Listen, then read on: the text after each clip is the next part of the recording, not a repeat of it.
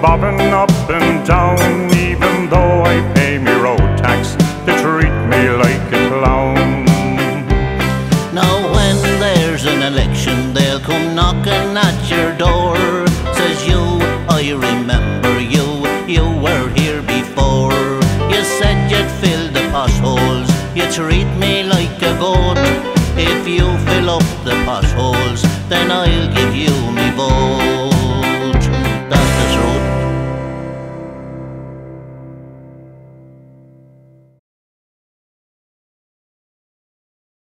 We're going to get started here. I want to introduce Ryan Russo, who is the head of the Department of Transportation for the City of Oakland.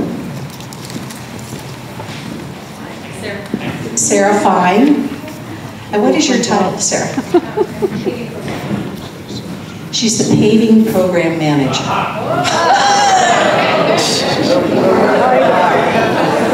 I've been watching the marvelous Mrs. Maisel at home, and I wish I could say something funny at this time, but...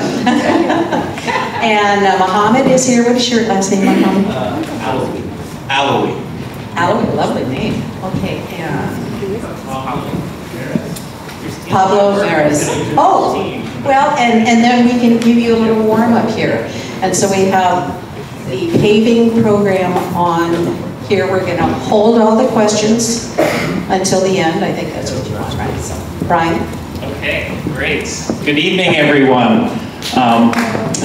Thank you. I'm Ryan Russo. I'm the director of your Department of Transportation with the City of Oakland, and we're really excited to be here to talk to you about Oakland's next paving plan. Along with Sarah Fine, Mohammed Alawi, we have Pablo Miras and Brianna Horton, all from the Department of Transportation.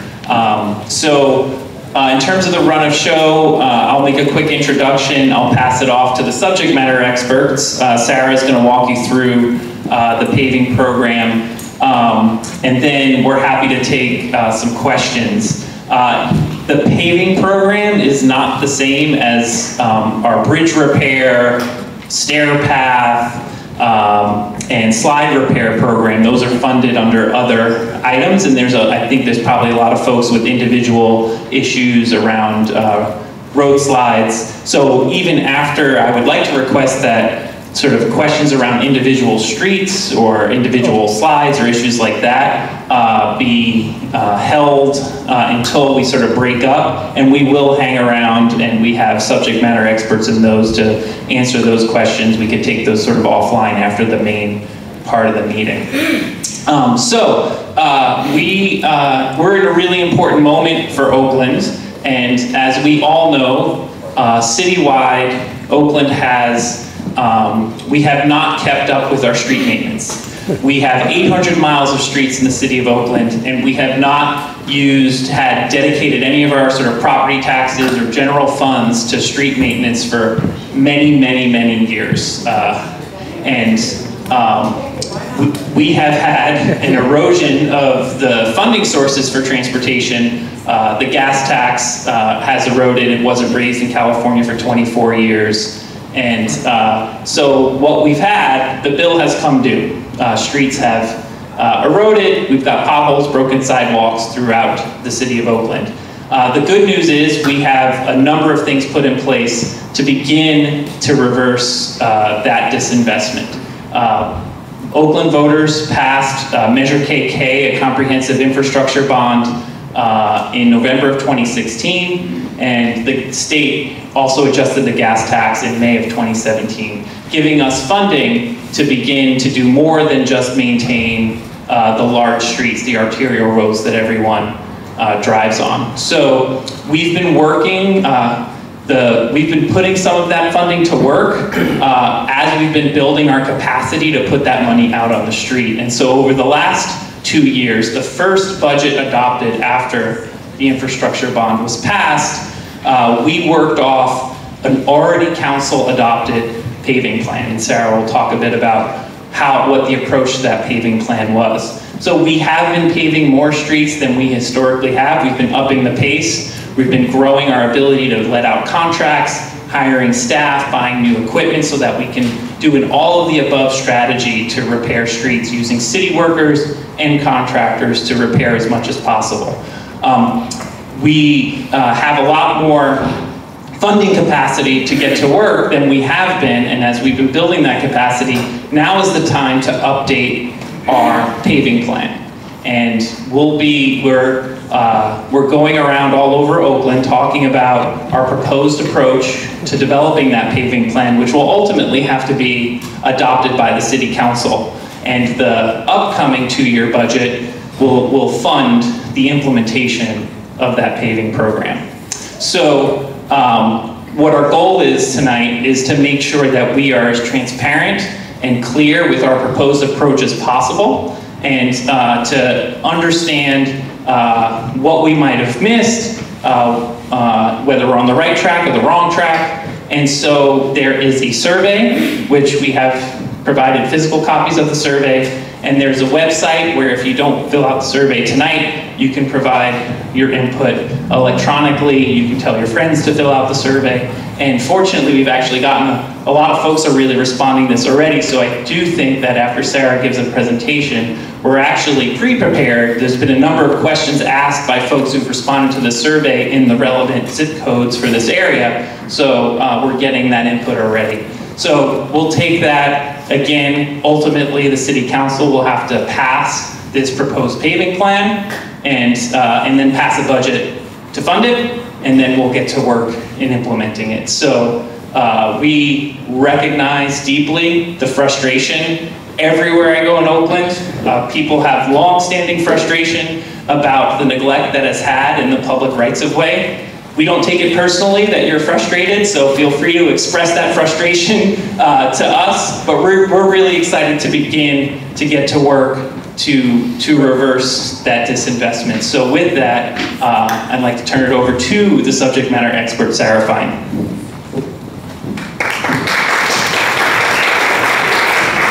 Thank you. Good evening, everyone. My name is Sarah Fine. And for one, I want to check to make sure folks in the very back can read the bottom line of text, like you're at the eye doctor. Can everyone see it says Oakland Department of Transportation? Yeah. Sorta? Okay, we have a few copies. We knew we were going to have this presentation, so I didn't want to print too many copies out. But Ryan, would you help me pass that back? Of course. All right. So let's get started. I'm here to talk to you about the next paving plan. Before we go into the details, I want to go through a few of the words I'll be using so that we can all be on the same page. The first one is what we call Pavement Condition Index, and that's a score that we give every road, and it's based on how many cracks there are, how deep the cracks are, how many potholes there are, how wide they are, and we do that every few years in Oakland. So we just did the most recent one last fall. And this gives us a chance to do an objective score for every street in the entire city, from 0 to 100. So a street that's anywhere below 50 is probably one that you're going to look at and you're say that street should probably be repaved. Anything above 50 is one you think, okay, it's in pretty good shape, but we'll see what happens in a few years. Anything that we see that's a 25 in one part of the city, it's important to understand, should be and is the same as a 25 in a different part of the city. So it's an objective score that we can use to understand how well our streets are doing, how much they've degraded over time. The other thing I'm going to be talking about is called a planning area.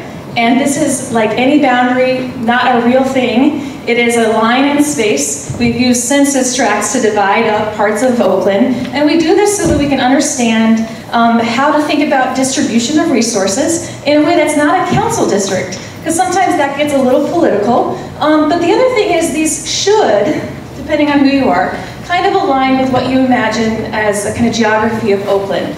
So understanding that we might have gotten some lines wrong, they're not intended to be perfect. We're using these to try to understand different parts of Oakland. The next couple definitions, I just want to say, may make people uncomfortable, and that's kind of part of our job is to understand where we are right now in 2019. And one of those things is that our city government has said that equity is really important to us. And we know that because we work really closely with our Department of Race and Equity, which is a new department. And that department has given us a lot of vocabulary for understanding what our job is in city government. I ate a peppermint patty and it's kind of disagreeing with my throat. And so the first definition I'm putting forward, and these are again definitions from the Department of Race and Equity, is an underserved population. And this is a group of people or community that have experienced historic or current disparity. What do I mean by disparity? So the Department of Race and Equity did an equity indicators report for Oakland. And if you haven't seen it yet, it's very interesting. It goes through basically every facet of life, through economy, health, education, public health, and looks at how different groups of people in Oakland have different outcomes. And what we find in Oakland is that outcomes and opportunities are not the same for everyone. And one of the biggest factors is race, but it's also whether you grew up speaking English. It's also your ability or disability. And so these are kinds of the factors that we put together to understand underserved populations. The next definition is equity, and again, coming from our Department of Race and Equity, which says we don't have equity right now in Oakland. We want to have equity. Equity is the place in which, no matter who you are, your outcomes and opportunities are the same. And so to get to equity, we are told as city government to think about prioritizing the needs of underserved populations. Okay, that got pretty deep pretty fast. Okay, now we're going back to paving. And so we've got here that PCI, remember the Pavement Condition Index. And again, everything in the orange is in poor condition. And everything you see next, you've got fair, good, and basically brand new. And these colors are important for the next slide, where we're going to show you for major streets in Oakland. This is how we fared in the breakdown of poor to excellent streets. And so what you can see starting from the top and going down is for our major streets. These are streets like College or Broadway, streets that we drive on or bike on for the majority of our trips. They've actually gotten a little better. So from 2012 to 2018, you can see we've improved the blue lines. Those are for our good or excellent miles of street. And so now we have over 60% of our major streets are in good condition. That's great. However, dun dun dun, these are our local streets. Yikes. So you can see in the orange bar, we are now at 60% of our local streets are in poor condition. Everyone's nodding, yes, this is known, it is true. It's not great, but it's true. Okay? And part of the reason that we've seen this kind of polarization of our major streets and our local streets is because, as Ryan was saying, we haven't had a lot of money for paving. And some policymakers, including your city council back when, about 2007, said, gosh, if we're not going to have a lot of money to pave, let's make sure we prioritize the major streets.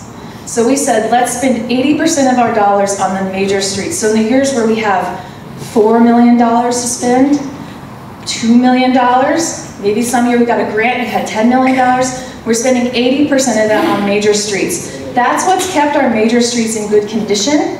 Unfortunately, 20% of not very much is even less. And so that's how we've seen our neighborhood streets fall into significant disrepair. Can you go back for just a second? One of the other things I want to highlight is in the past plans for the paving program, we've really only looked at street condition when we prioritize streets. So our major streets really just looked at optimizing resources.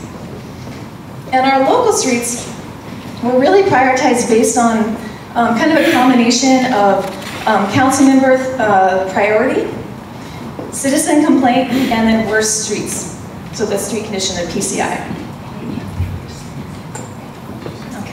Okay, maybe the good news. So this is what we're proposing. It's a 3-year plan. We'd like to put in $100 million in paving construction. We'd like to spend 75% of that on local streets. We want to do that because, number one, The last line we had was 5 years. This is tripling the average annual spending for paving, and we'd like to demonstrate we can actually do that. So we want to do 3 years, show you that we can begin tripling the volume of developing the plans, getting the plans out, getting the contractors moving. And then we want to underscore that we now have Measure KK, we have money, we can keep our major streets in good condition, but now we can finally invest in neighborhood streets. So this slide is trying to identify the two major programs, our major streets and our local streets. And I have again underscored 25 million on the major streets and 75 million on local streets. Major streets, we're looking at funding the program citywide based on street condition. We're adding a prioritization factor for major streets, which is to look at the streets where the majority of fatal and severe crashes have occurred. And we want to prioritize actually doing preventative maintenance on those streets. When we pave either rehabilitation or preventative maintenance, it's a chance to change what's on the top. And so we can improve things like adding new crosswalks when we repave. And so we want to use that opportunity to implement safety improvements on those major streets where people have been injured or killed. On the bottom, in the green, you can see our pavement condition goal. We're currently at an average of 70 out of 100 for major streets, which is excellent.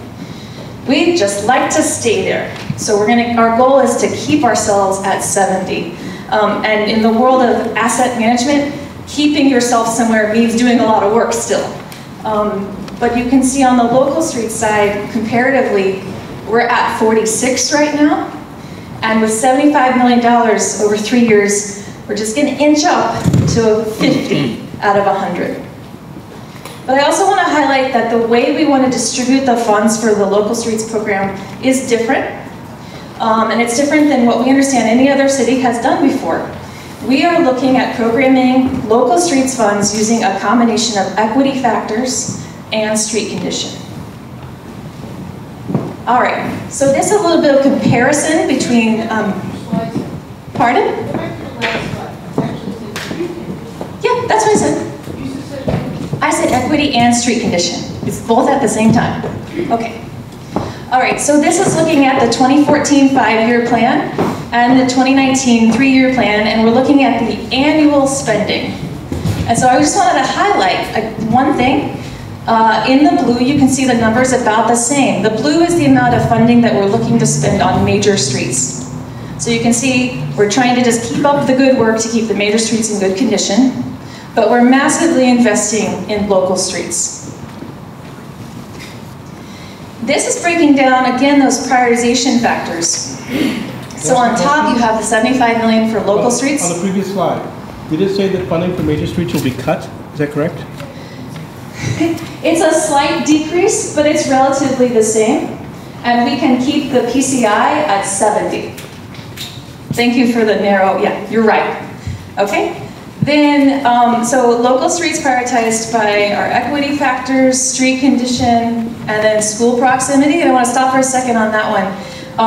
One of the things that we've seen in the city in the last 5 years since the last few years since the last 5-year plan is we've gotten a lot more clear direction from City Council about what we should be thinking about when we make capital investments. This has come, number one, through the Measure KK enabling ordinance, which told us to distribute resources using factors of equity. It also said health and safety was important. Later on, this past fall, there was a significant community process to identify basically prioritization values that the City Council then adopted in November.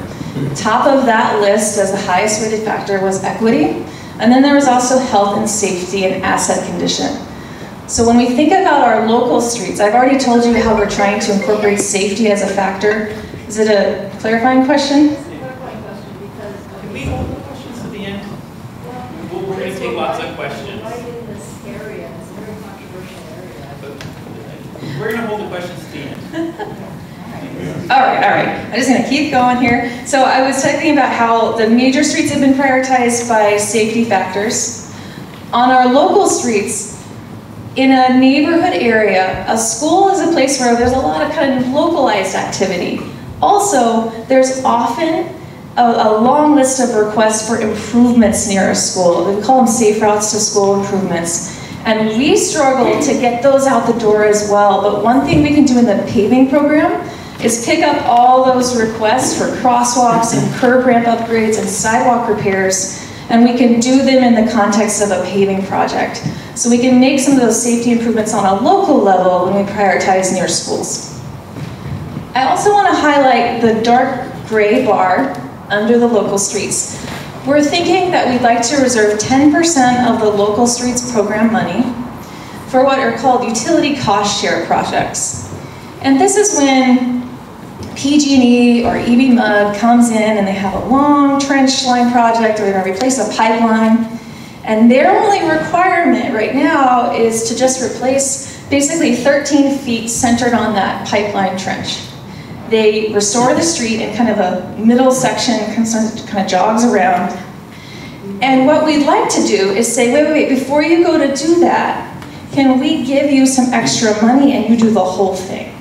So that's what we call utility cost share. It's a way for us to get streets paved and not pay as much. And it's a way for folks who live in the neighborhood to not see 2 rounds of disruption as their trucks come in and then our trucks come in later. The last one in green is 5% that we'd like to reserve for council discretion. And this is just to identify that as we work with our pavement condition index and our equity factors, there's going to be things that we're going to miss. And sometimes it can't be known with data. There's some things that happen at a neighborhood level that a council member does know because they have their ear to the community and they hear what's important.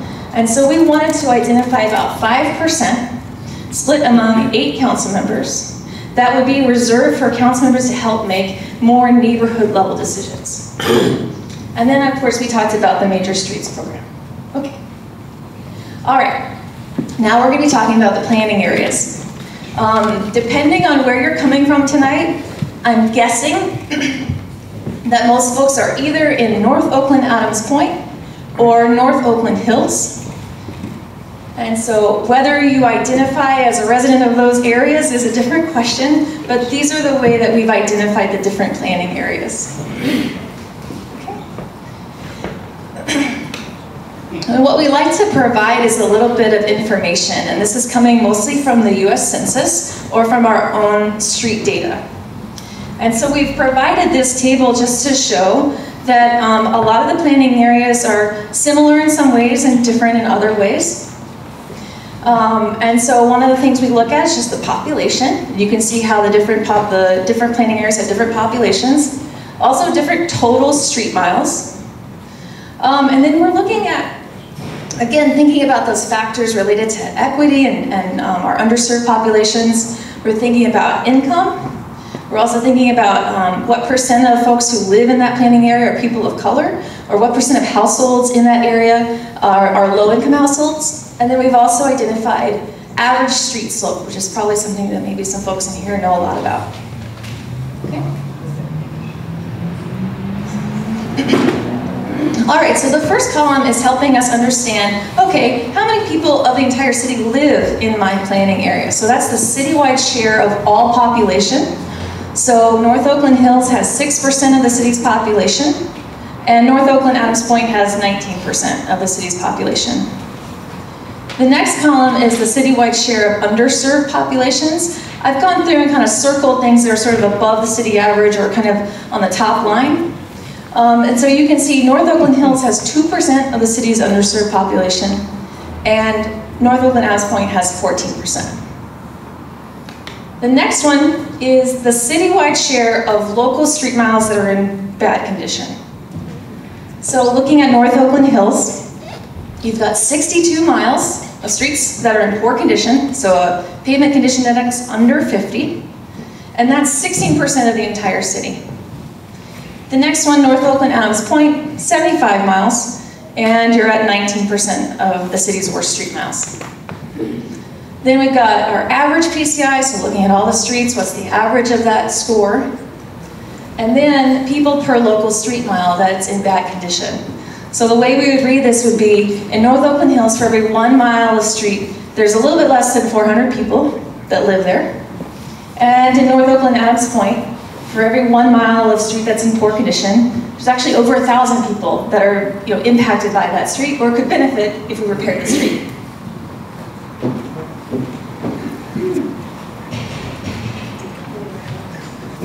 All right, so this one is just taking a couple of those important factors and putting them together so you can compare across the city. So we've got, all the way to the right, you've got your North Oakland Hills and North Oakland Adams Point.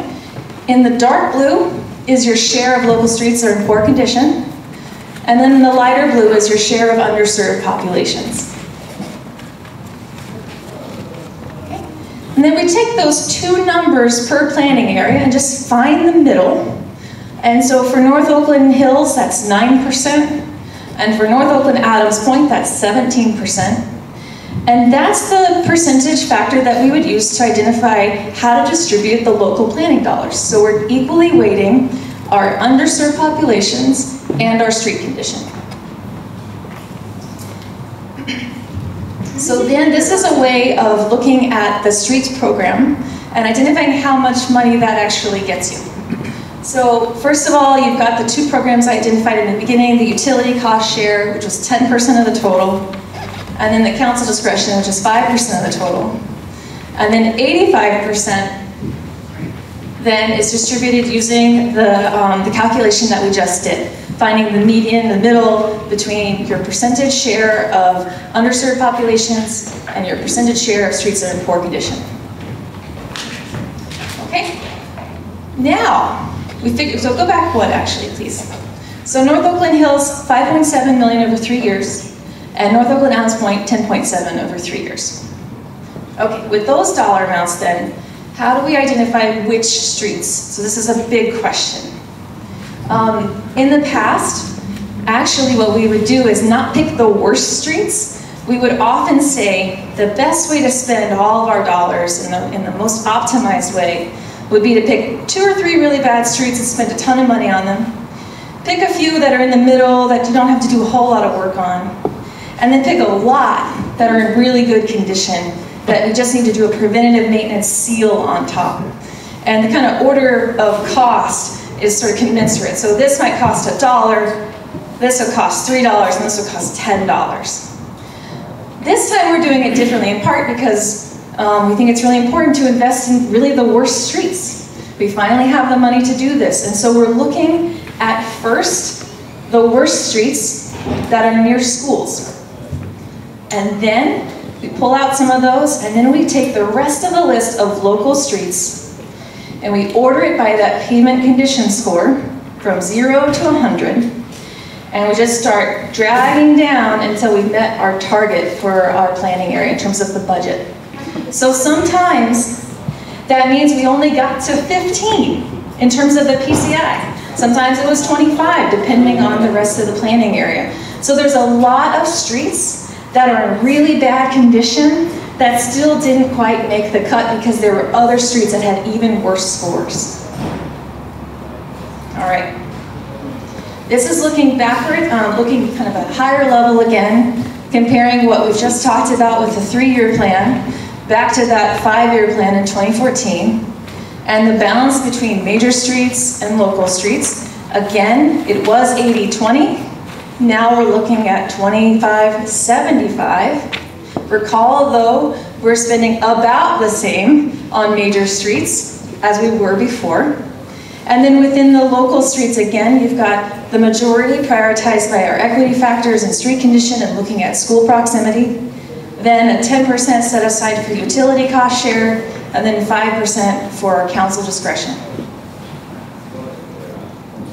Overall, the big changes from what we're doing now, from what we used to do, is we're taking that cue and direction from council to understand and think about incorporating equity into our capital investments.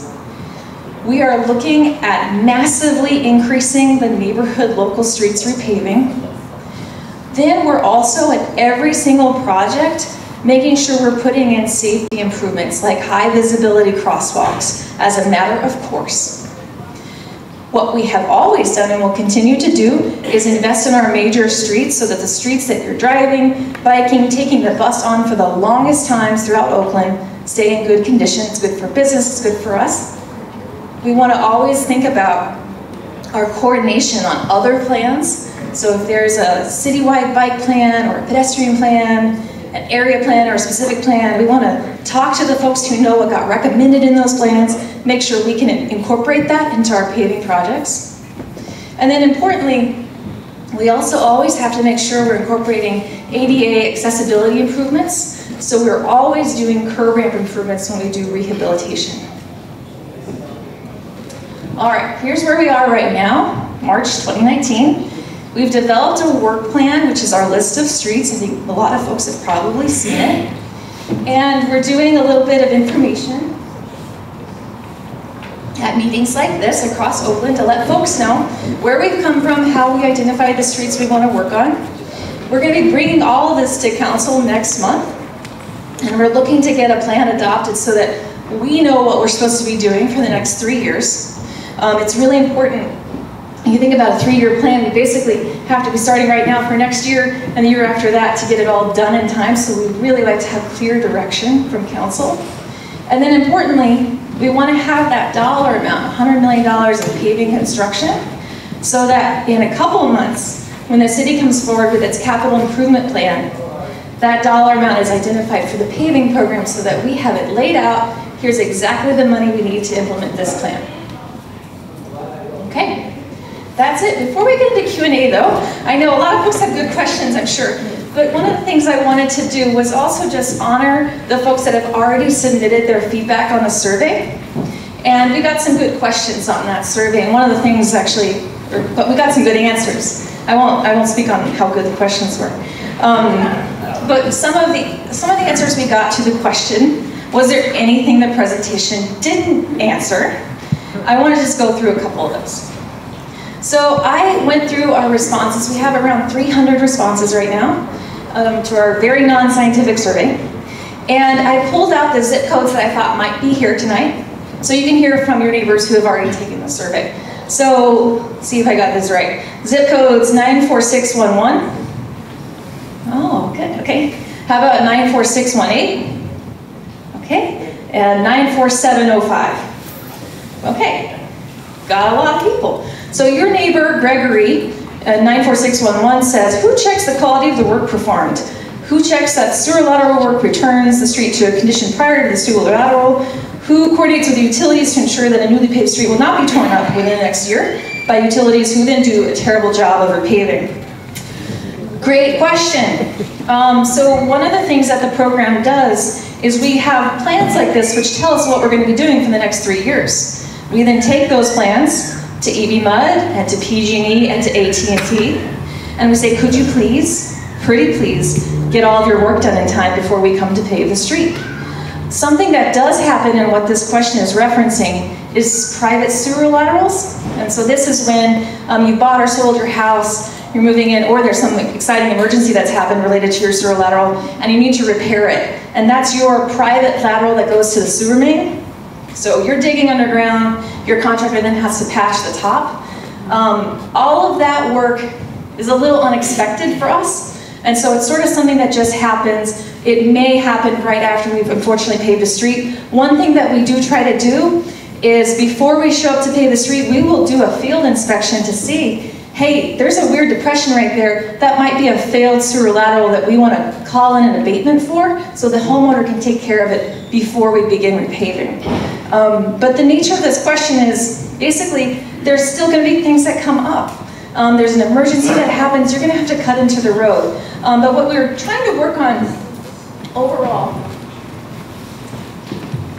is making sure that utility companies know in advance so they can plan their major capital projects around our work so that we can come in after they've done it. We're strengthening our moratorium requirements. So that's when we've just paved the street and someone wants to come in and cut back into the new road. We're strengthening what they have to do if they want to do that, and kind of adding some weight to that. And then, like I said, trying to identify where there might be opportunities to get some of that sewer lateral work done before we pave. Okay. A comment from Oscar of 94611.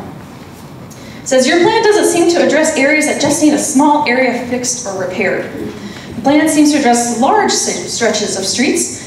There are so many areas that only need 20 to 50 feet of pavement replaced or repaired to make all the difference that's needed for several blocks of a street.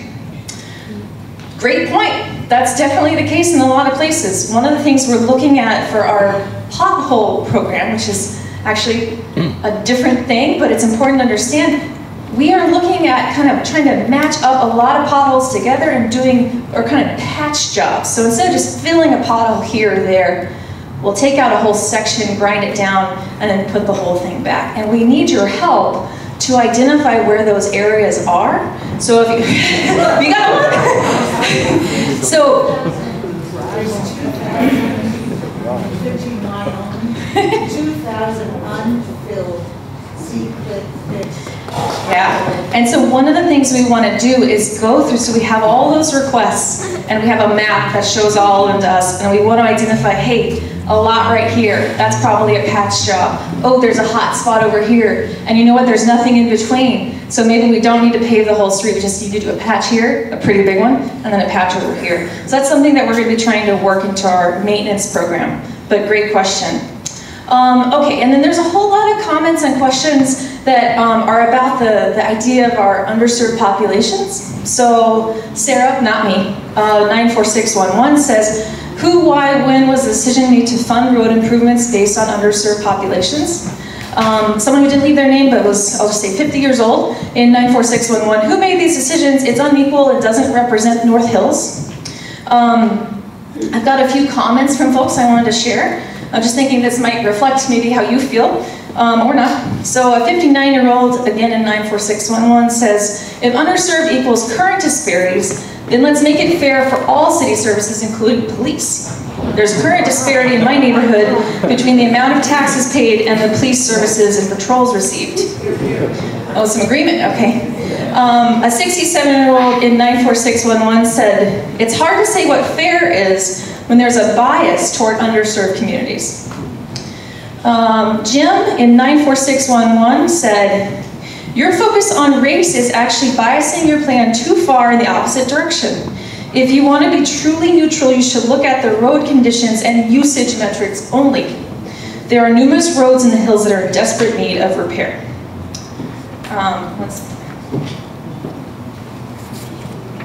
Okay, we also heard from Kara from 94618, for those folks in 94618, who says, it's ridiculous to utilize income and race as metrics in deciding what streets to pave.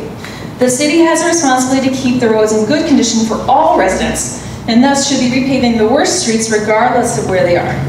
For example, Hill residents pay some of the highest property taxes in the city and has a majority of the worst streets in the city, yet they're receiving a disproportionately small amount of funding to fix their streets. P in 94611, what does equity or race have to do with paving? Economic output or safety? It's insulting. What's the science behind these metrics? Missing is economic output, revenue of an area, usage, and tax contribution by zone. Oh, some agreement on that one, okay. And then there's some other comments. So someone else who didn't give their name, but they're 34 years old and they live in 94611. They said, Oakland must rectify years of disinvestment in the flats, where bad streets have a disproportionate impact on the residents living there, unlike residents in the hills. I also like that safety is now a routine consideration versus a secondary concern. More of this, please. And Eric in 94618 says, I think using equity metrics to determine repaving schedules makes perfect sense, and I'm glad to see investment of areas of Oakland where streets are currently dangerous to drive, ride, or walk on. I'm glad to see a few major arteries like College Avenue on the plan, but I would be happy to defer repairs in my high resource area to ensure that other neighborhoods get the improvements they need more immediately. Okay, I don't know if that captured kind of the range of comments that folks might have. I would like to just caution you, just be respectful. You know, it doesn't serve any good to yell or be abusive. I mean, these people are they're doing the best they can.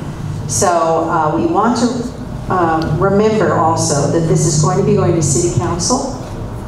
And so that they have to approve the plan. And that means not attacking the people here or personally holding them responsible. So share the road. Many of us have questions, concerns, and that's why we're here. So please wait your turn, not interrupting or making speeches. Please make your point succinctly so many people as possible can get a chance to speak. So if your questions have been asked or your point has been made, please don't repeat it. We have a lot of people. We have a lot of people with, their arms are getting longer too. So, but just try and be respectful. You know, we all are living in the same area, okay?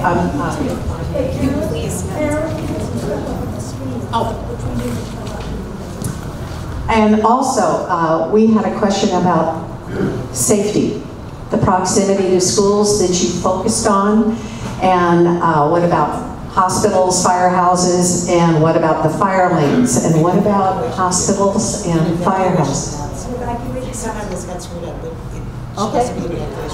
And mainly we're looking at, in the future, since we live in this wildland urban area, of evacuation routes and keeping those available and marking them in the future.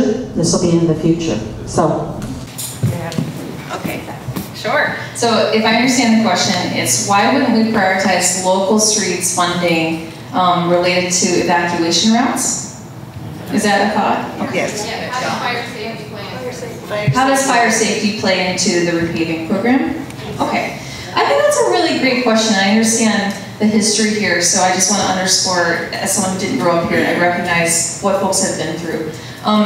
One of the things that we do think about is when there's an emergency, you're going to be getting out as fast as you can, and the roadway condition really doesn't have as close of a relationship to that as it does other things. Non-popular response. Yeah.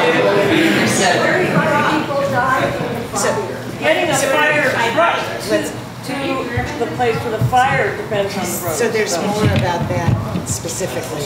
Oh.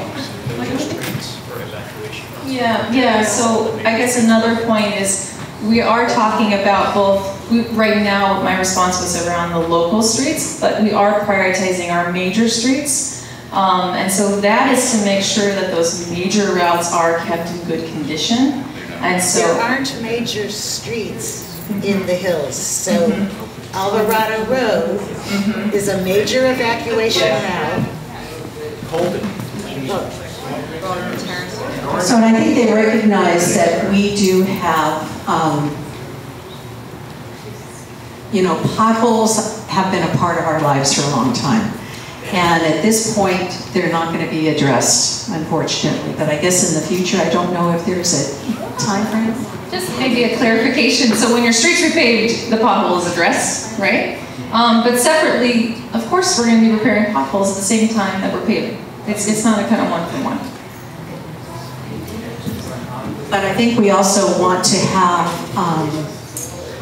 just a different focus on the streets in the hills, because the ditches that have been eroded along the side, I don't think have ever been really looked at by Oakland. And I know this is all new to you, but you know, but we appreciate, you know, you listening to this. So, okay, Sue Piper. Along with that, because in the Oakland Hills, fire safety is our #1 public safety concern. So when you're fixing roads, when we're trying to evacuate, we don't have a lot of street lights. And somebody who lost my home in 1991, when there's a major fire, it is pitch black. We'd like to see reflective white lines on the edge of the road. We have narrow roads, windy roads, steep roads, and if you can't see the edge of the road and you're trying to evacuate, that's a problem. So what we're asking, and we will be asking the City Council to do this too, but just like equity has become a major priority and a filter, We want to see wildfire prevention and major priority and a filter, because for those of us in this community, that's our #1 concern. Is that being addressed? Sure. Maybe just to highlight one thing is that when we look at a street, because we're repaving it, we kind of start from not just a position of let's put it back the way it was, but what are the other things we can make sure that street will be more safe in the future? And what you just talked about is what we in our language call edge line striping. So it's a little stripe on the side of the road, and that's something that I really appreciate you bringing up, because we can keep that in mind when we're doing some of the hills, the streets in the hills that we're going to be repaving. Could we paint it? Can I ask you something on this? Sure. Hi, I'm Hillary. I live on Tunnel Road, and so that's my egress route. There are several areas of Tunnel Road that there are literally sinking, and it could easily be a washout, especially in the event of a major earthquake. So you have the border on the side, and literally there might be 3 feet of the whole street that has sunk down, and it could be a major slide that will take out the street. Now, in a problem with a fire, or in a problem with by the way the street melted during the 1991 fire. I know because I have the asphalt still on my property, but the street can wash out. So the final thing that I want to say is that there's also trees, very large eucalyptus trees that are along Tunnel and Skyline, that the roots are showing of those trees. And again, in the event of an earthquake, those trees can topple down and literally stop all traffic on that road. So it's very important. Marlboro is another major egress street, and it also is incredibly horrible. It's got a 21, and it's not on the list to be repaved. Thank you. Yeah, I'll just say something. So one of the things to keep in mind, the hills, the analogy in a city, you have roads and you have bridges. And bridges are what we call structures, right? And structures can deteriorate and they eventually will fall down if you don't maintain them, or you need to rebuild them. Like you build a bridge and it has 50-year useful life and you need to rebuild it, or you need to sort of replace the eroding steel. A bridge has on top of it a deck, which is its asphalt. And that asphalt can wear out faster than the bridge, and you remove the asphalt and put it back on to keep the road smooth. Our paving program is the bridge deck maintenance, and when your roads are on terra firma, earth that doesn't move, or a bridge that might not fall down, you remove the asphalt and put it back. The roads, I actually bike up Tunnel Road, drive up Tunnel Road, and I see the cracks and the potential for sloughing and all of those concerns. You know, the hills are geological and can move and can slide and trees can fall and all of those things. Like I said in the beginning, our paving program is our program to maintain the bridge deck. And a way to think of the hills and the hillsides are similar to thinking of bridges. Snake Road being one example. It's just like a bridge. It was a man-made structure to retain man-made fill to hold up the road on a slope. So it's really no different than a bridge. And that bridge failed when there was a fire that eroded it. So these roads that have cracks and potential, there's certainly major concerns, but the true repair is a structural repair. The same way, America has crumbling infrastructure. You hear about we needed a bipartisan infrastructure plan to rebuild our infrastructure.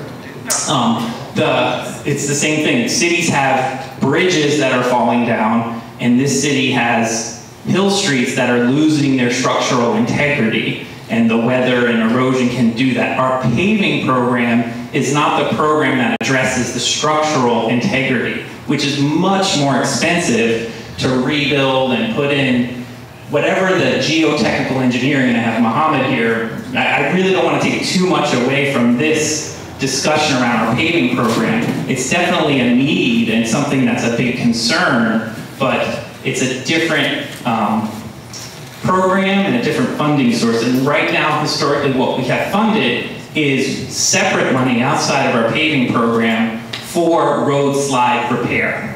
And the reality is that's a reactive program. It is not a preventative capital maintenance program. So we fund fixing the bridges after they fall.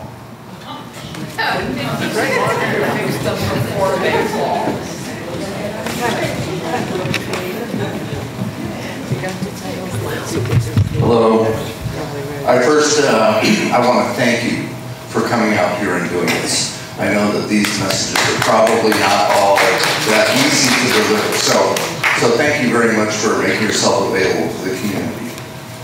I want to say a couple things. One, I looked at the language measure KK because I was curious about that, and you're absolutely right. It did say that part of the criteria for deciding where to spend the funds was going to be equity-based. So the voters voted for that. I mean, we may not have known that, but we did vote for that. 50%? 50%. But there was no formula. It just said it was just general language. However, a couple things. One, I take issue with your assertion that there are no major roads in the Oakland Hills. I think that that's really, if you're considering a major road to be like Broadway or Telegraph, sure, then maybe you've got a point. But I would argue that any of the major feeders that go up into the hills should be considered major roads and should be maintained as major roads. Not considered local streets. Alvarado Road, a street that I live on, is in deplorable condition. Deplorable. I mean, it's an axle breaker, and furthermore, as bicycles come down the hill, it's a fairly steep hill, and they have to swerve to miss these huge potholes that are in the street. So the assignment of resources based on the way that you have characterized local streets versus major streets maybe should be relooked at again. Thank you. Yes. Do you have a response or another question? I think that's, I'd say, we didn't say that there were no major streets in the hills, and we're using a statewide classification system, and there are what we call them major because it's normal words in transportation. We like to make up words that people don't understand to make us sound smart. Arterial roadways. So the roads that are classified as arterials include roads like Skyline and Grizzly and Broadway Terrace, and there are ones in the hills that are arterials. I do think as we move forward and do successive plans, we do need to think about a little bit more fine-grained classification.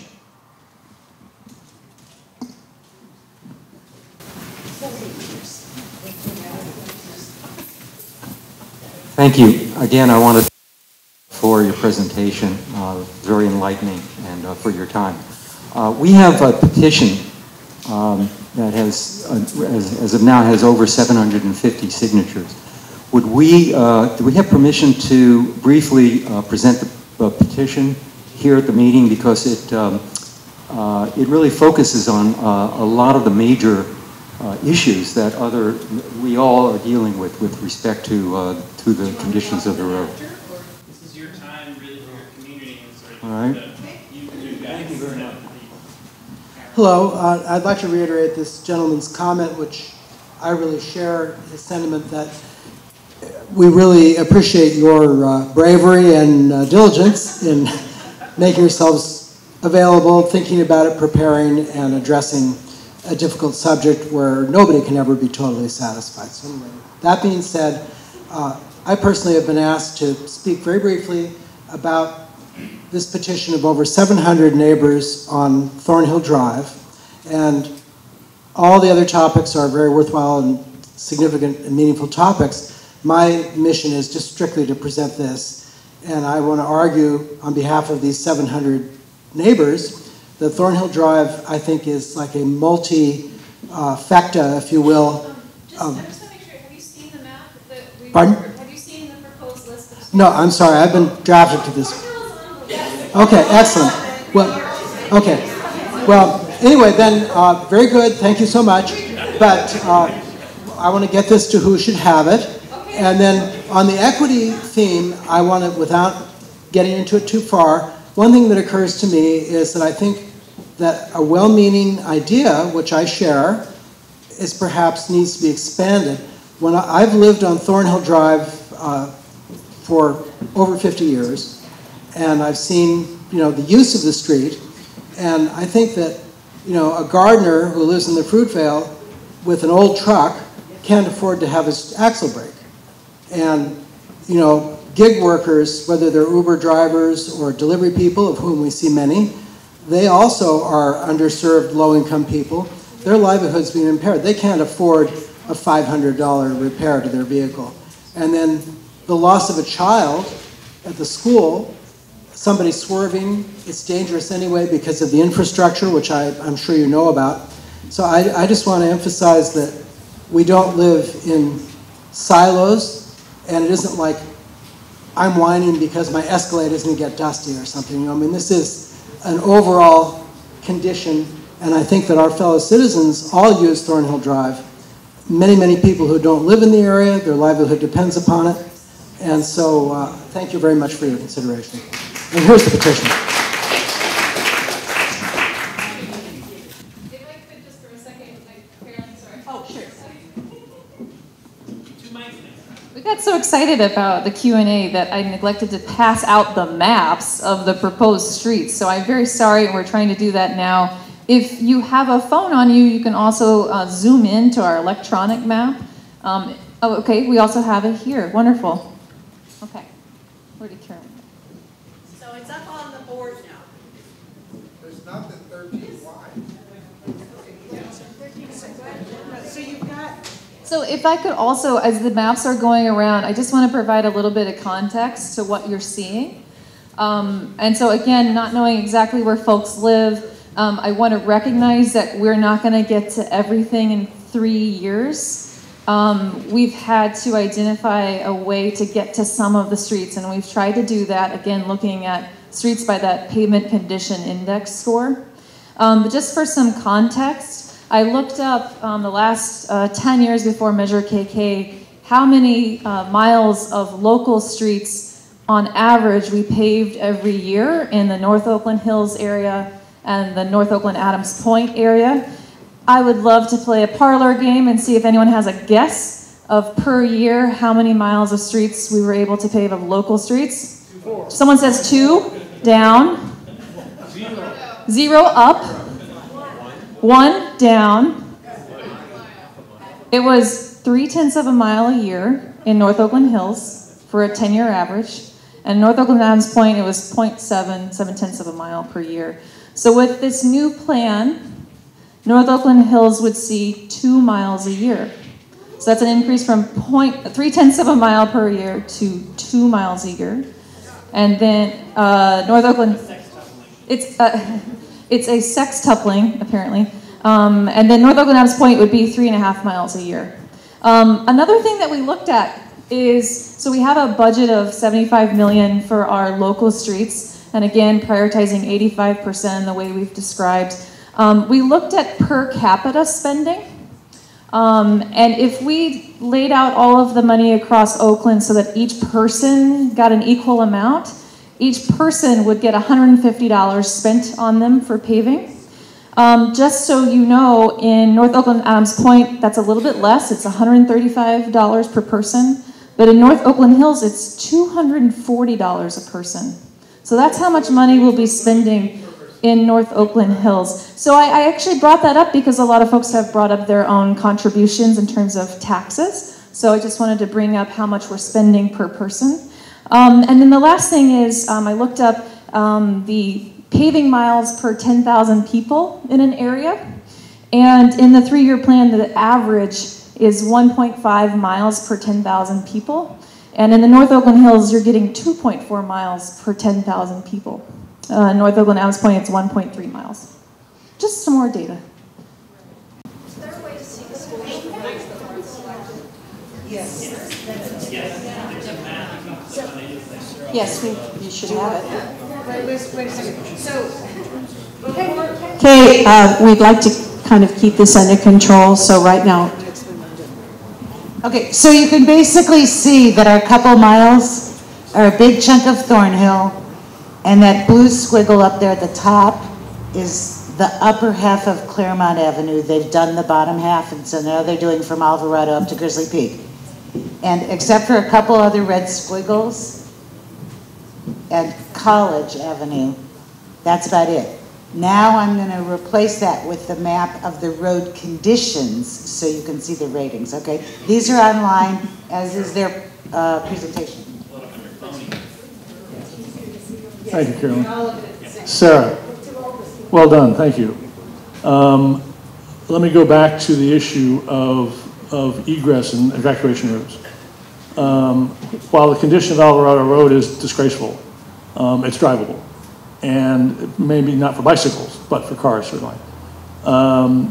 More important is something beyond your remit, I think, which is paving. It has to do with parking enforcement. The state and the city have laws that require that open streets be maintained. And up and down Alvarado, people stop every day, all the time, to let someone else through because there's not enough room between two parked cars parked on opposite sides of the street. And apparently, some group of neighbors of mine, I think, are getting ready to sue the city over no parking signs. And I think the city got to man up and enforce the law. Thank you. So, excuse me, I would like to present a letter to Mr. Russo from the fire department, which is right up here in the hills, the area that burned. 25 people died, of which some were because they couldn't get out of the hills. So I'll read you briefly some of this, and then I'll hand you the letter. This is from the fire department. This letter is from the Oakland Fire Station number 7. On behalf of the Oakland Fire Station number 7, located at 1006 Amido Avenue, Oakland, we strongly recommend for safety reasons that Alvarado Road between Amido Avenue and Claremont Avenue be repaved as soon as possible. And then they list a bunch of reasons. One of them is that cars have to go into the other lane because the lanes are not wide enough for both cars. And the last sentence is, we hope you take our request seriously.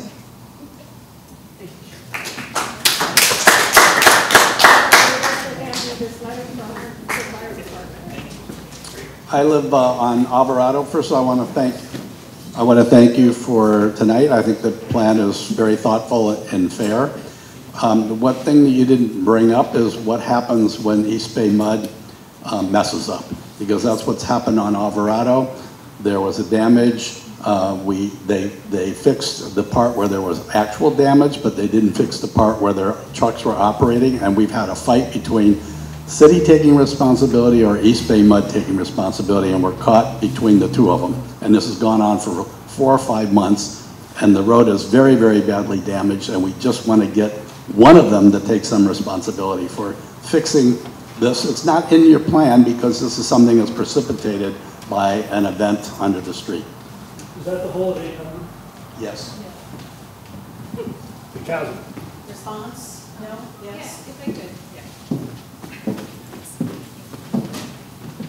So I'll just respond generally about EB Mud and other contractors doing work in the city right away, and I understand and am aware of the issues that you're referring to, but just for folks' education, if you see work that doesn't look like it's up to snuff, please call it in. In many cases, particularly when it's a private contractor, it's our inspector, and I don't want to dismiss that other folks have called everything in, but just for your general knowledge, we have inspectors whose job it is to go out and make sure that contractors working for EB Mud or PG&E or a private developer have done the work they said they would do, which we permitted them to do.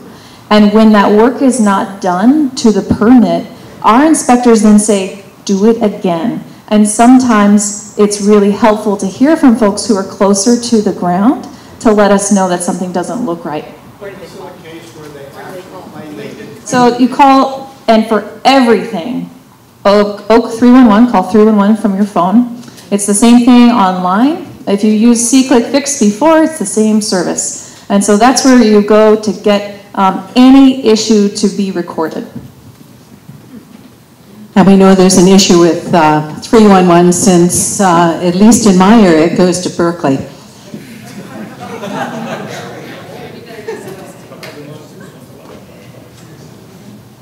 Hi, thank you for coming today. I just have a very basic question. Measure KK raised $600 million, which with financing will probably be about $600 million. Sorry? You said billion. Oh, million. 600 million. With financing, 1.2 billion. Okay, so for the average person here, they'll probably be paying around $700 a year for the financing over 20 years. Is that correct? Is that correct? Expenditure over 10 years, because there'll be bonds, it'll be 20 or 30 year payback period. 20 years payback period, and the new funding you're talking around, new funding is around 75 million over 3 years. Is that correct? New funding.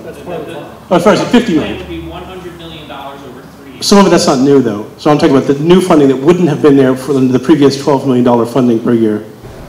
This is the expenditure plan for Measure KK. So this is not new fund. This is our proposal for how we're going to go about putting those resources to work. Well, I understand. But there's a baseline funding that was being given to roads. Measure KK goes on top of that. So you can't just take it as an act that wasn't there. So the new funding added by Measure KK is 25 million a year. Is that correct? Measure KK for public street infrastructure was, of the $600 million bond, was $350 million over 10 years that the city council, in conjunction with our department, is budgeting in every 2-year capital improvement plan. So this is, we're about to start years 3 and 4 of that 10-year bond, $350 million. Not 100% for paving, we're also repairing sidewalks, we're doing streetscape projects, traffic signals and other things, but that gets budgeted. Safe routes to school projects. The majority is to road repaving, but it's $350 million over 10 years. Okay, perfect. Thank you for clarifying. One last point, a follow-up question. How much should the bond issue have been for to actually properly fix the roads so they can all be repaired every 20 years, which is the predicted lifespan? Oh, really good question. At the time of the bond, the instant backlog of we need to fix it all now was around $475 million just for basically the asphalt condition before you do some of the federally required things like if you have a pedestrian ramp you need to upgrade it or you have some broken sidewalks or you do some other things. But so that's an estimate. That's basically using a computer system that builds off that PCI. The thing that is really important to recognize, one, it wasn't $475 million or $482 million for paving instantly, and two, each year your condition degrades. So you're bailing out a boat that inherently is taking on water because your assets are aging each year. And there's a curve to that aging, and what you saw in that local streets was an acceleration, unfortunately, that once you get a certain far gone, you kind of get worse a little faster. So again, with an asset management perspective, Sarah has outlined that this $8 million a year will keep our arterial roads, our major roads, at that flat pavement condition index. And this, because we're on that steep part of the local curve, when we have rainy winters, et cetera, the accelerated decline, even with this level of investment, we're going to improve it, but not dramatically. So you need a sustained, even after, let's say we inject a massive infusion and get it up, then you have to sort of continue because each year you degrade. Thank you. Thank you. I wanted to know what happened to the streets on the 2014 schedule that have not been paved. Did you just forget all the streets that were on that 5-year plan? And I'm asking this because I was in contact with Dan Kalb's office in 2014 when Caltrans dug up Upper Chabot because Highway 24 was leaking under the freeway. And it seemed that since Caltrans dug up 1/4 of the street, that it made sense for the city of Oakland to pave the other 3/4 of the street rather than doing it on 2 separate occasions. And I was told, don't worry, it'll be done. It's on the 5-year plan. And now the 5-year plan is over and it hasn't been done. So, what happened to all the streets that were on the 2014 plan? Great question. So, when we started the 2014 5-year plan, it was around 100 miles. And at that time, we did not have dedicated funding. So what we actually had funding for was probably around 40 to 50 miles over the course of that 5-year plan. And in the last year and two, we had been working to finish out the last of that 5-year plan with Measure KK funding. And so now to look at this 3-year plan, I went through and looked afresh using our new data about which streets to prioritize. So some of the streets that did not get gotten to on the 2014 plan got rolled into this plan and some did not. And that's based on our kind of taking a stop in time and redoing our analysis to try to prioritize our major streets resources and again, looking afresh at our local streets. And we want to recognize that Dan Kalb has arrived from the airport, so we thank you, Dan. Oh, thank you. Hi, I'm Mark Anania, and my question kind of goes to what's going on in the area of Broadway Terrace and Skyline. That represents probably 5,000 homes that in the event of a disaster like another fire will completely perish in the fire. There's only 2 ways in and out, one Skyline, the other is Broadway Terrace. Broadway Terrace is encroached on the roadbed so much there's no longer 20 feet in that road for fire trucks to park and people to get out around the fire truck. It's a disaster waiting to happen. You can't go out the other way in a fire because the smoke will fill that valley along Skyline completely. I think this new method of looking at underserved communities as a way to prioritize completely misses those that need emergency repair now.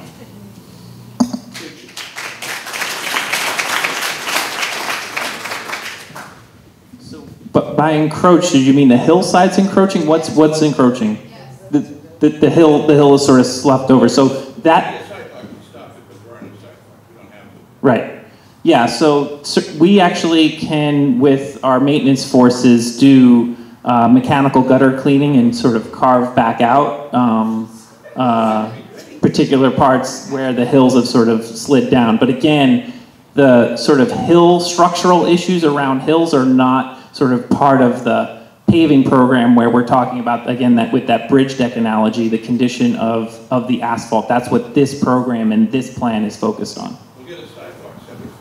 Well, and I recognize that you're focused on the paving, but for those of us who've been trying to get the roads widened by having mechanical gutter, we used to call it sweeping, but now it's becoming, a lot more. We need to have us all work together on that.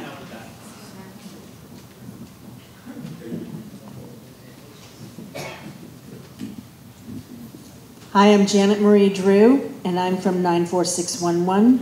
I work with seniors and disabled, and our streets have become so poor that they are becoming trapped in their homes. So I think that we need, from the equity standpoint, to raise the visibility of our seniors and disabled residents. Another thing that's important is that there are other departments within the city who, by not doing their job appropriately, are allowing degradation both of our roads when there is new construction or construction like taking out big trees where they've damaged the roads and no one forces them to fix them or repair them. Another option right now is where a variance is being authorized potentially for a setback of 1.6 feet from the roadway for a new residence in the Oakland Hills. That's inappropriate and it will cause additional problems both for the roadways and for visibility. And last but not least, when there's a lot of bikes lanes in our hills, and if someone dies or is severely damaged, the city pays huge amounts of fees in, liability, and that, if we can, wouldn't it behoove us to pave those so that we're not paying damages and liability for death and dismemberment?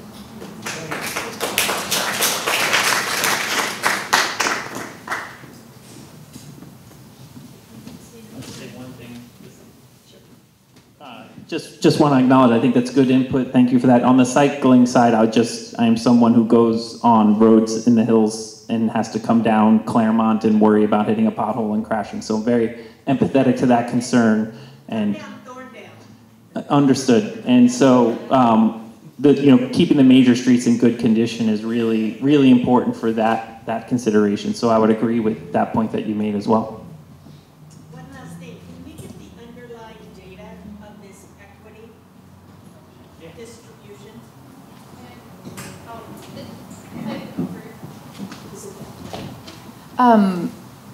You brought up a couple points I wanted to make sure I clarified for folks. So you brought up two particular populations that are typically underserved, seniors and people with disabilities. And those populations are included in our overall understanding of underserved populations. We use census data to identify those populations.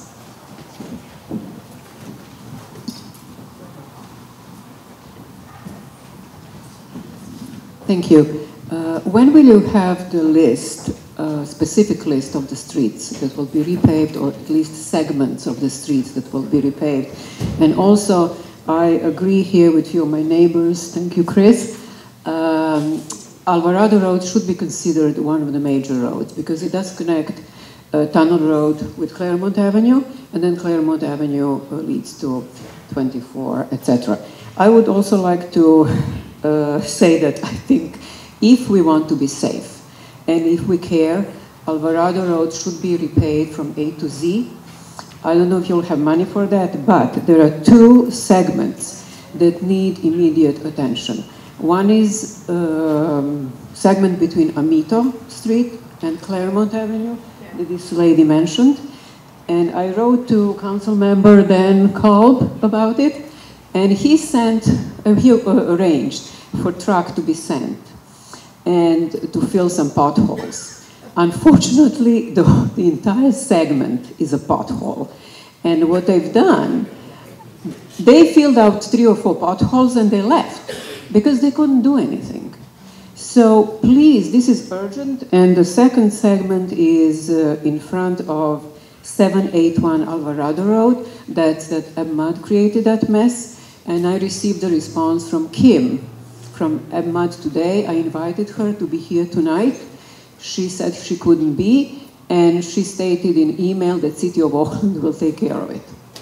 And I can forward you her email. Thank you.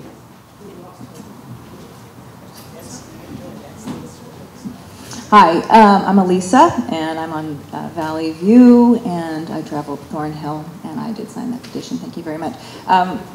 I'm really glad, actually, that everybody that spoke has addressed every question that I have, and I could go on and on and on because I'm a big speaker about all these things. But I have one very big question to you, and it may have to do with another meeting that we're going to talk about since we're doing you were talking about the topical. This is all about topical paving, and it goes back to that really wonderful adage, a stitch in time saves 9. And all the questions about the infrastructure, about accidents, about liability, the money that the city really is kind of just bleeding, taking care of these things after they happen. I think there's a huge accountability issue that people are really questioning. Are people doing their jobs? You're in these positions to do that. We're counting on you to speak for us. We want you to come up and actually walk and ride your bicycle up on these roads rather than just maybe send a couple engineer technicians up there to just look and do their assessment and trust what they're saying, because the things that we're reading in some of these reports are not actually really what we are truly living. So anyway, but I want to thank you for that. And then the biggest question I've had is, I'm not an engineer, but yet I know the lifespan of infrastructure. And in the city of Oakland, if we have known, you know, that roads will last 50 to 85 years, 100 if we're lucky, why are we just kind of starting to figure this out in 2007 that this needs to happen? It shouldn't be a guessing game. Yeah.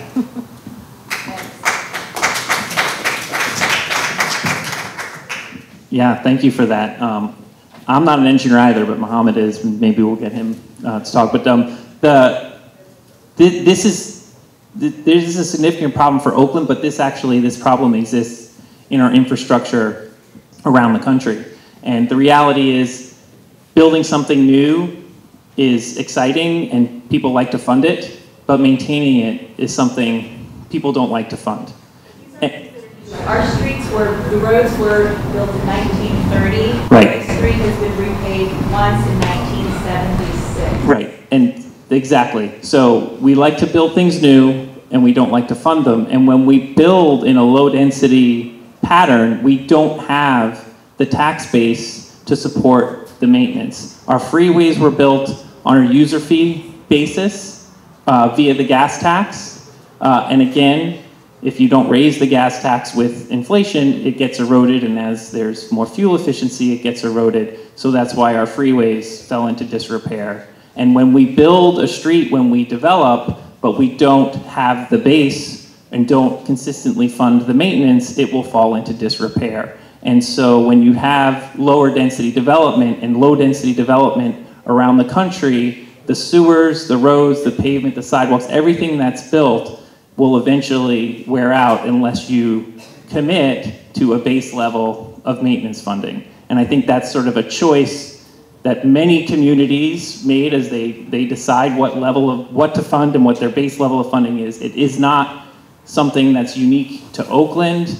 It's happening nationwide around infrastructure. I think what's unique to Oakland and maybe to a lot of the folks in this room is the hills aspect of it, which again, we're talking about that bridge deck, but this bridge analogy, we didn't even design the bridge and say exactly what the useful life is. It's, you know, Earth, the geological formation and the formation of these hills, and that the fact they're natural bridges is something that, and they're inherently moving and unstable.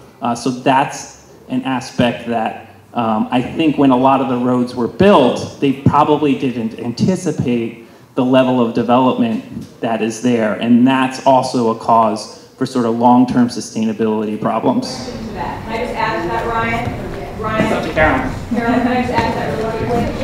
Okay. So, and I appreciate that statement, it's very, very clear, but that it's also, it didn't just occur to everybody again. So I feel like there has to be a bigger umbrella for this money. Again, it's like if we're using the money as the city to take care of these emergencies and things, if we are more proactive, if we could figure out a way to work with the different entities in the city to really do that stitch and time saves 9, to prevent the emergencies, to prevent the streets falling down during an earthquake or a fire, that then is going to cost 50 times more to do it when it could just be taken care of now for a 1/10 or whatever the cost is. I think really those are the things we seriously have to look at. I appreciate your graphs and your flow charts, they're beautiful, but I also really encourage you to come up, Sarah, and really just walk the streets up into the hills a little bit different and look at the flows and how they might differ a little bit from your graphs and your charts. And I also want to encourage the community here because I am speaking for myself. I was not engaged with the city of Oakland. And now I've found that you have to go to the website. You have to find out what's going on and you have to contact your council member. I don't care what you hear about some of the people. If we start speaking up, and you can do that, and you can make comments, even if you don't want to go down to City Hall, you can make e-comments relative to what they are talking about at these city council meetings, at the public safety meetings, at the public works meetings. So I'm coming your way.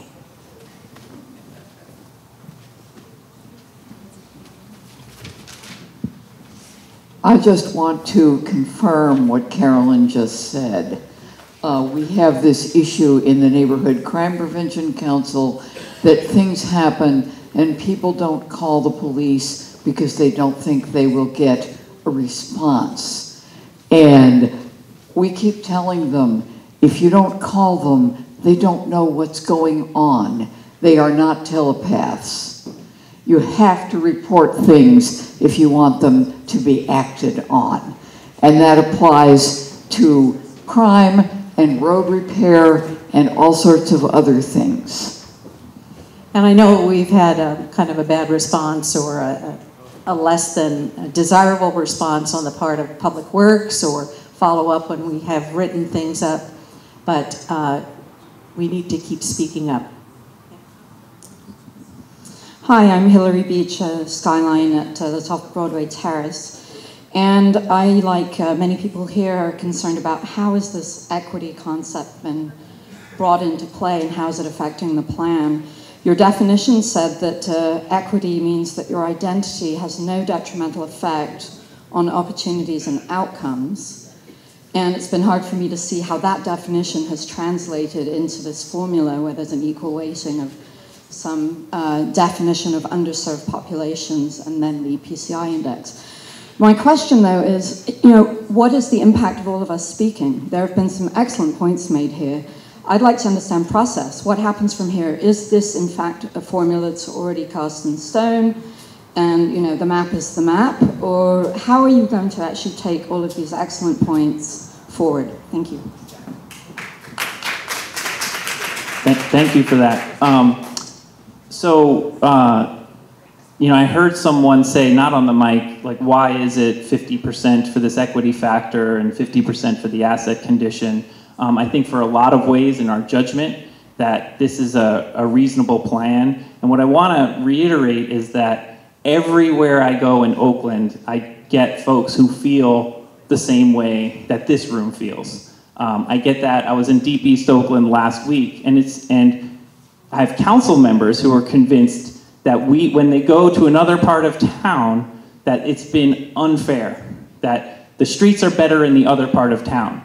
And that's because you travel on the major streets when you go to the other part of town, and you don't necessarily go off into the local streets unless you're visiting someone individually. But if you're going to the commercial areas, you don't see the local streets. So I get that everywhere. So there's lots of folks who feel this way. So the reality is, we're being ambitious. We're hoping to put $100 million of your money to work, City of Oakland's money, taxpayer money to work. We want to get it out there as fast as possible. The reality of the situation is it's not enough. We want to work. The solution is to get it out there as fast as possible. So we have to make a decision in terms of that work we're making right now, how to do that. Because no matter what, there's going to be people disappointed. There's going to be streets, well-deserving streets, that aren't going to be on this plan.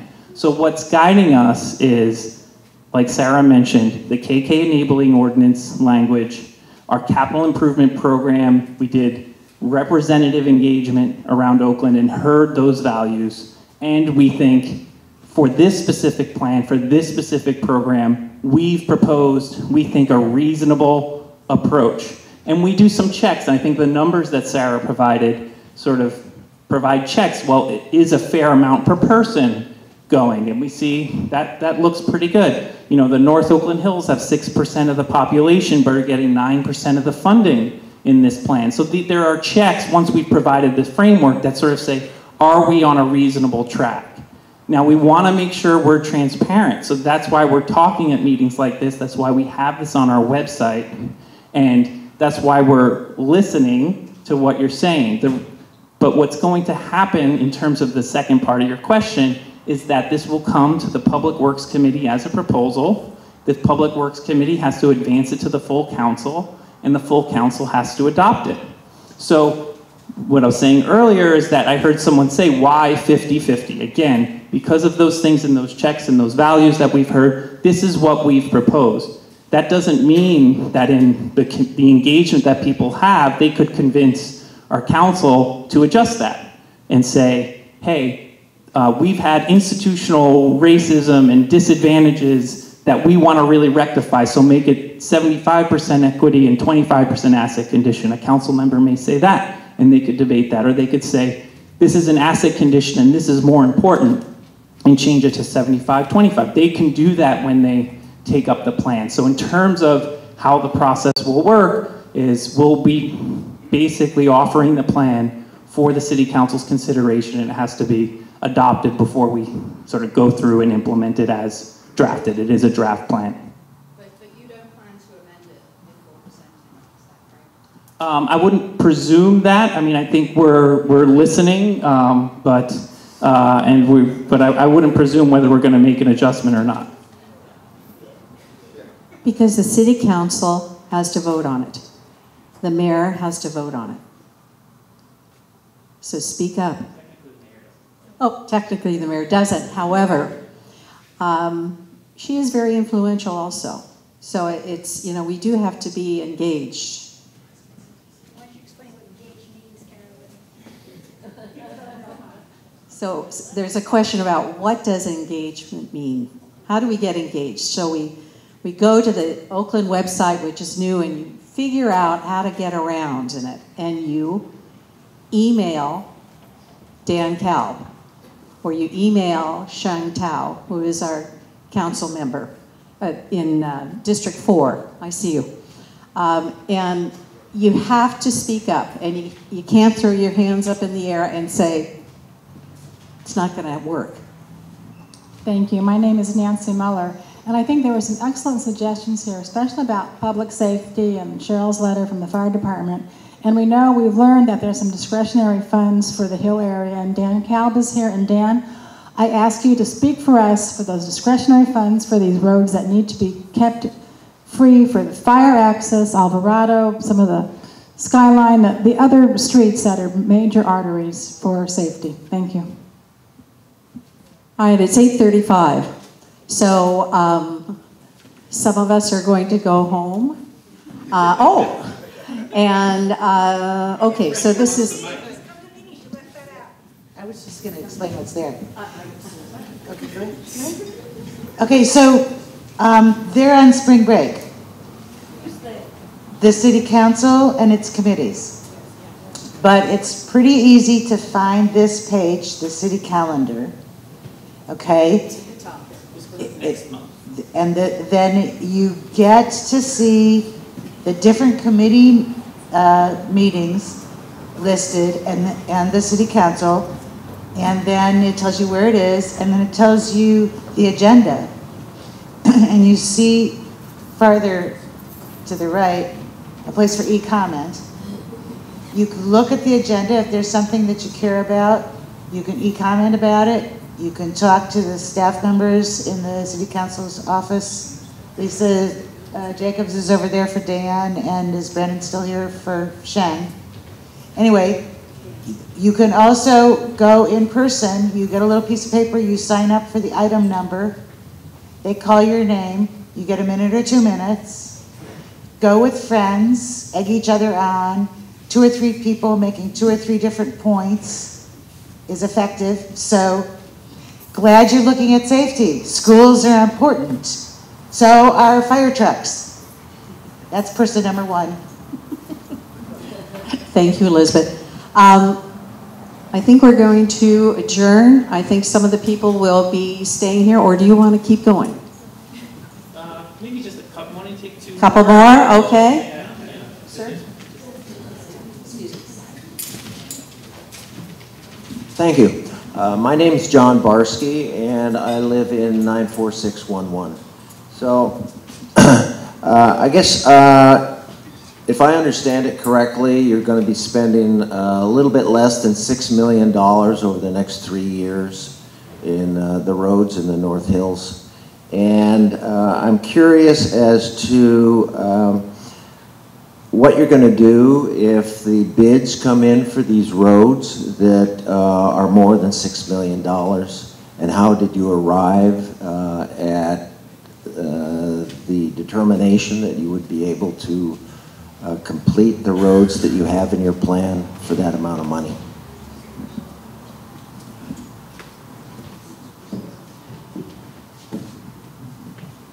That's a great question. One of the things I want to highlight is that we have been trying to build out our own crews who can perform roadway repaving. So this proposal for the $100 million plan of paving construction does assume the majority of work would be done by contractors, but we are looking to build out our in-house crews. That helps us keep the materials and labor rates a little bit more stable. What we did to estimate, though, generally for the cost is look at factors of the street, how wide it is, to see how much area we would need to be repaving. For each street, you have a pavement condition score, and that helps us anticipate what kind of paving treatment we might see on the road. And then we plug that in and look also at recent projects. So what kinds of costs have we been getting from contractors recently? And then we apply basically an escalation factor to match inflation and what we anticipate would happen to then plan this out over 3 years. Probably last one, last row, sort of. No. Hi, I'm curious to know two things. First of all, why Park Boulevard isn't on that map, because it's pretty horrendous all up and down.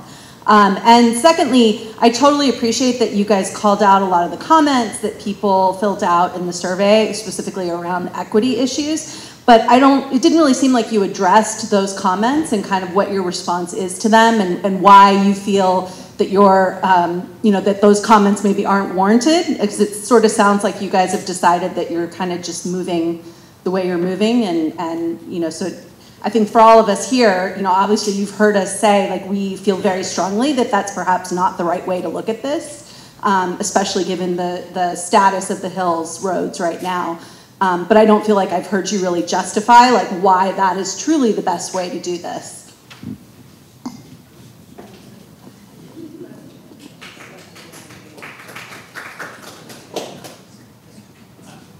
So I'm not going to comment on a specific street because I don't have all 800 miles in the pavement condition memorized. But around that, I think that's great that you brought that back up, and thanks for the opportunity. Like I was saying in the answer before, we think we've done a fair balance given what the council has given us direction-wise, what we've heard when we've done citywide engagement, and from our kind of professional judgment. A good example of this, again, we have limited resources to put to work over the next 3 years. I think a great example is a severely rent-burdened household.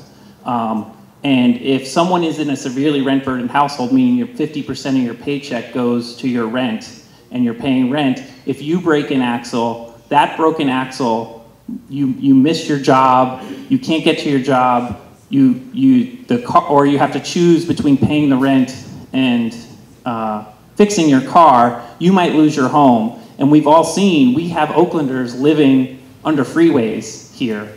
Our transportation infrastructure, rather than maintaining it, are sheltering our own residents from the rain, and they're living in tents. So that having equity and having things like severe rent-burdened households is a factor in this, rather than just purely asset condition, goes to trying to do things like prevent the terrible outcomes that are happening to some households, like homelessness. And so what the data says, and what sort of using that underserved population, is that those outcomes are incredibly predictable. They're predictable geographically by where you're born in our city. They're predictable by your race. If you're white in Oakland, you're expected to live to 81 years old if you're born today. If you're black and born in Oakland, you're expected to live to 71.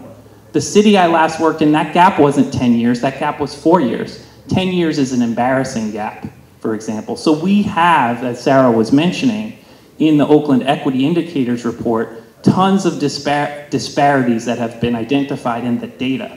And so from a policy perspective, sort of the message we've gotten from our council and the message we've gotten from our public is that they want the resources we have, as we put them to use in various policy areas, to work to help pull back from those inequities and to make it so that where you're born or who you are doesn't predict your outcome. So I guess that's it. So with that, thank you so much for being engaged. We really appreciate you giving your time, and we will mingle about for specific street questions. Thank you.